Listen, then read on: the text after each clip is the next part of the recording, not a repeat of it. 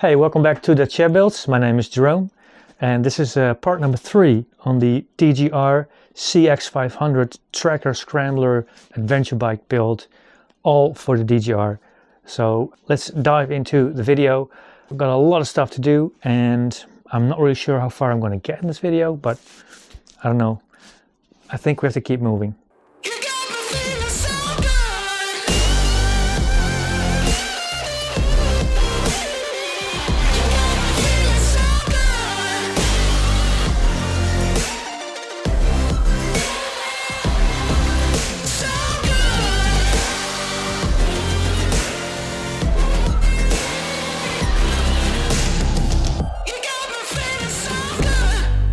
To remind you, this video, you can help out.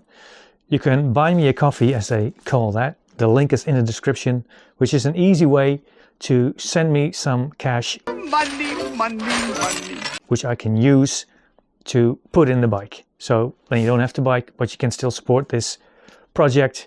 You can do from a €1 or $1 to anything more than that. If you want to support me in any other way, if you're like a company, to send me some parts or tools or things like that, maybe a bag or something like that. Ugh, fine, I'll send you something. Please reach out. There's the email here underneath, or you can reach me via chat, Instagram, Facebook, all that stuff. Any help is welcome, but in the end, the goal is to sell this bike and all the profit will go to DGR. All right, so that's the officials ticked off. So just a small recap on what I've already done on the bike. So it's got new wheels, new rims, new inner tubes. We did the rack on the back, which is completely mounted. I did the mounting of the rear blinkers, placed the blinkers front and rear, placed a new handlebar, and that is it so far. Grille on the engine is unprotected completely. It was unprotected for looks, but of course if you go off adventure riding, it doesn't really help out. So I still have this really nasty original cover, and when I bought this bike a long time ago, it had this custom made RVS front, but it's completely off center, so all the lines are crooked. So I'm going to take out these lines, and I think I'm going to put a different mesh in here and put that in front of the bike, which means I have to paint these as well. These are just the original ones, the stock ones. I could make different ones, but I think it's going to be quicker and easier to just do something with these and get that mounted. A lot to do, but if I just keep going at this, I'm in about a week and a half now, I think, on this bike, and it's kind of growing on me. I'm ordering parts. I'm spending way too much money. Yeah, but you never spend any money. You got to start spending money. Money spending's good. I don't care. Let's see. So again, if you can help me out with this bike, please do. And if you're interested in the bike, please do. And contact me, DM, whatever. Go to my website, go to the comments, anywhere. All right, I need to get to work. Let's get rid of these spokes.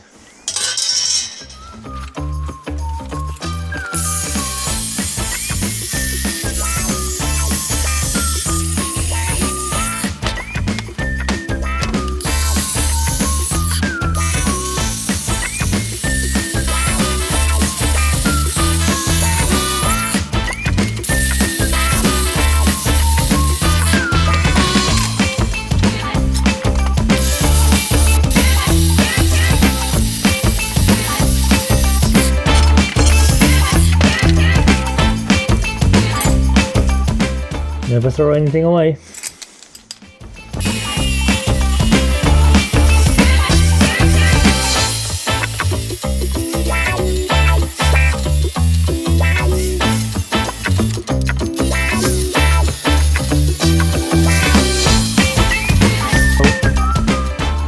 This is the original side cover because I want to put something in the front of that radiator.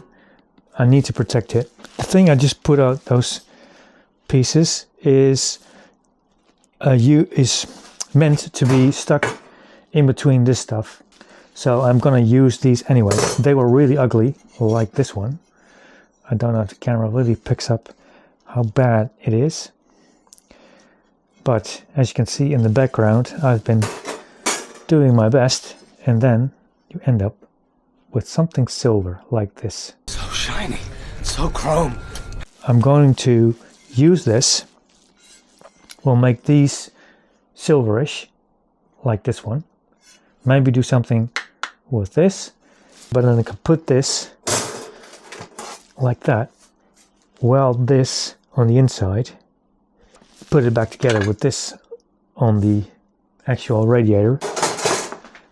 That means I have to get this thing looking better again also. So I think I'll just blast this and paint this black. So that's the plan.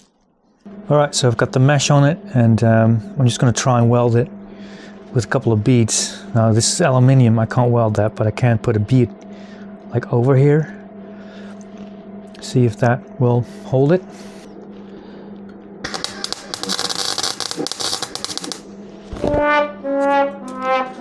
That's not working.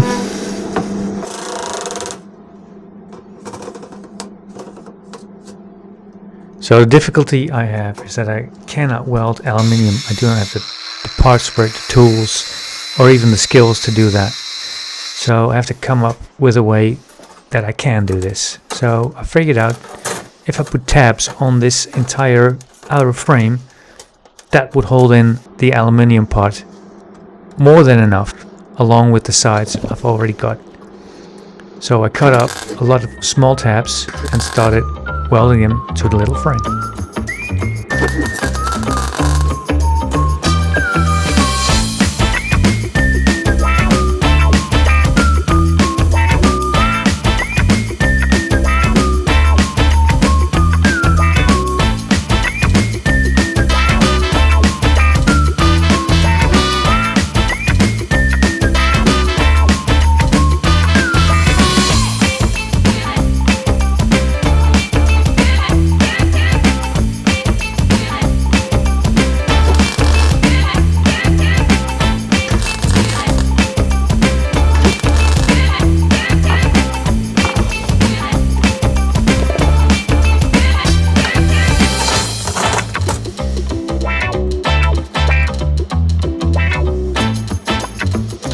Alright, that's gonna work. I am really enjoying this build, and I've got so much parts laying around. I already had a plan for a bike that a project I had to abandon. It's kind of coming back to me. Probably I'll be ending up spending a lot of money and giving it all to the DGR, unless you guys buy this bike or help me out to build this. And you can do a small donation via buy me a coffee or any other way, but or buy the bike, of course, when it's done. That is a genius idea. I've been kind of going through my stockpile. I've actually still had these laying around. Now these are the same crash bars I have on my own CX500, and they are really heavy, but they're cool. These are pretty grimy. I'll have to think about what to do with these, but these are going to go on the bike as well. So if you fall over with this adventure bike, you've got something to fall onto. I came across the FT500 front fork. I didn't think of this front fork. BJ from Brickhouse Builds, he's actually the one that came up with that idea, and then you can see that bike on this picture from one of his videos. And the coolest part is, a long time ago, right after COVID, I made a video with BJ, and you can see that actual bike he's working on right in front of you. Now this was a really cool video we made with Sugarly Shed, Al, and all the guys from the Call of the Spanners. So a small video section on that on my videos. But this was the actual bike that inspired me to build this one. I had an issue with finding proper parts here in Europe for that bike. Main thing I thought of not doing it was because of this cover. So Kia Hestad made this cover for me. It's got the DGR logo 3D printed in it. I really love it, especially that somebody in Norway actually printed this for me, so that's really cool. But it was intended to go on a CX500 fuse cover, which is on the bike, and it's in a really nice color, same as the tank, same as the side covers. Kind of puts it all in one place. But as you can see, this has the key barrel thingy on it, and the FT500 doesn't have it. And I think the FT500 is actually a bit more like this. So if I choose to do the change on the front end, and there's a reason for it, I will come back in a minute, I will have to think of this barrel. And I wasn't really sure if it's going to fit on the FT500 fuse cover, which is a bit different. And actually, it fits perfectly. So I will be able to use this on the bike. Now there is a good reason why I want to change it to the FT500 front fork like BJ did. Now he's done I have done the same back end shocks basically like he did. So I think it went from a 32 centimeters up to a 38 on the back. Rise, warrior, rise! But if you put this is the CX500 front fork, but if you change the triple tree and the shocks from a FT500 to this bike, but it's going to raise the bike even more, so the front end will come up. And seeing as this needs to be kind of an adventure, off-road kind of whatever, that is something really nice. So if you just raise up the back, it looks cool, but if you actually got the front end more up, that's a really a good thing. That's the reason why I've still been hinting at going for that, but I had the cover. So, but seeing as I now know that the cover will fit on that same thing, I guess I just made more work for myself, because I actually have, and it's right over there. Can you see it in this video? I think it is. That is a front fork of an FT500. So I decided to put back in the engine. I was not going to paint it anyway, and see how far the bike sags down in the CX500 front forks. Swap over the forks with the FT500s and just measure it. So this is the swap done with the FT500 front.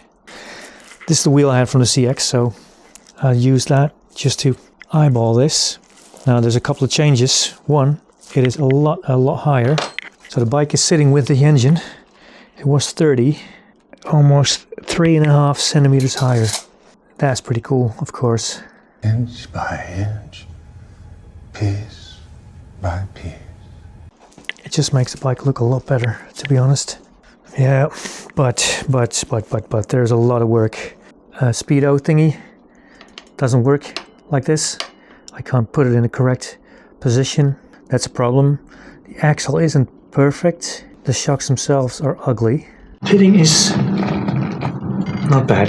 They actually are still dry, even though they've been sitting for quite a while. And then there is, the tops are pretty fucked up. I tried to loosen the best one, but that didn't work, and this one's totally crapped. So that's a problem. This is the CX500 top.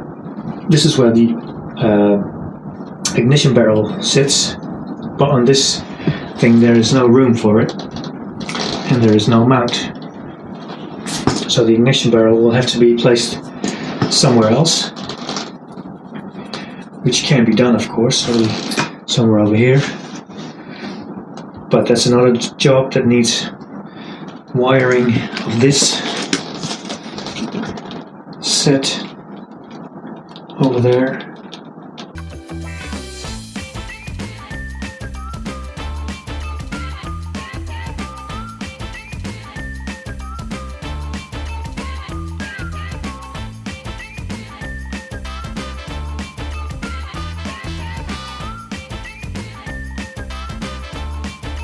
If I want to do the tank like this to get a good free play on the steering wheel, on the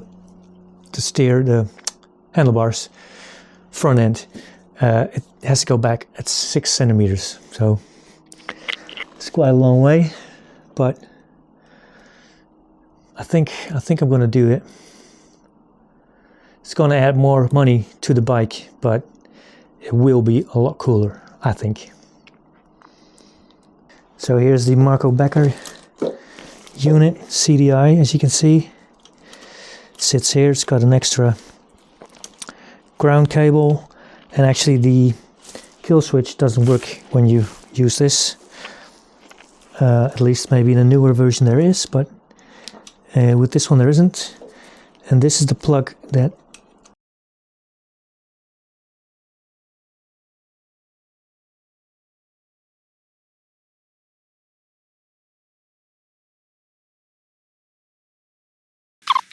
so it took me a long while to figure out how to put this plug back together. The plugs are back in, and now this just connects like that. Alright, all the other wires are in, so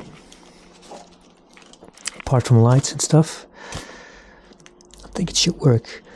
This can stay loose. I think basically the engine is now as good as back to where it started. One thing I'm really worried about is these tops. If I can't get these off, and there will be an issue, so I need to be able to take these off.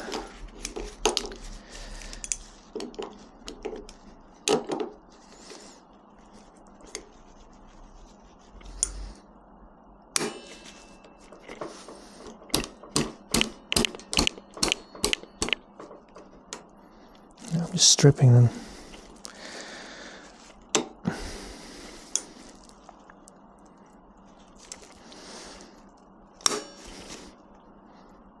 There, just.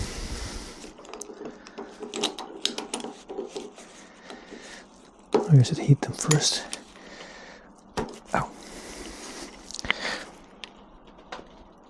Oh, I think I got it. Okay, I got that one. That's definitely free.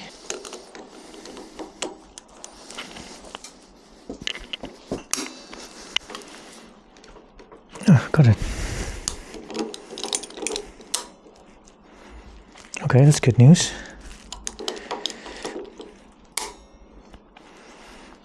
So I can replace these now, if I can find those. Those are hard to find.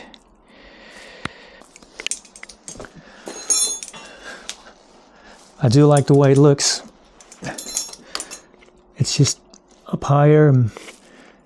It's a bit different, and that's what we're looking for, of course.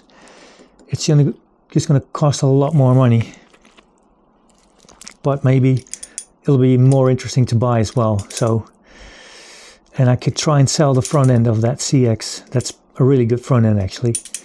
So we could kind of get some money from that. Guess I'm going for it again. And with that decision made, it was time to update my list and start getting things going, ordering parts, and yeah, get to work because time is running out. Okay, so this is the bike right now. It's looking really, really good. Sorry, they're unloading some stuff. So the FT500 front fork is on. Still needs quite a bit of parts, but they're on order second hand. There is some pitting, but it's mainly up here, so that's okay. I really like how it looks. I've got the screen, the protector ready for this radiator. The exhaust is going to come down here like normal and then go up. So now it goes straight. I don't want to go up on both sides.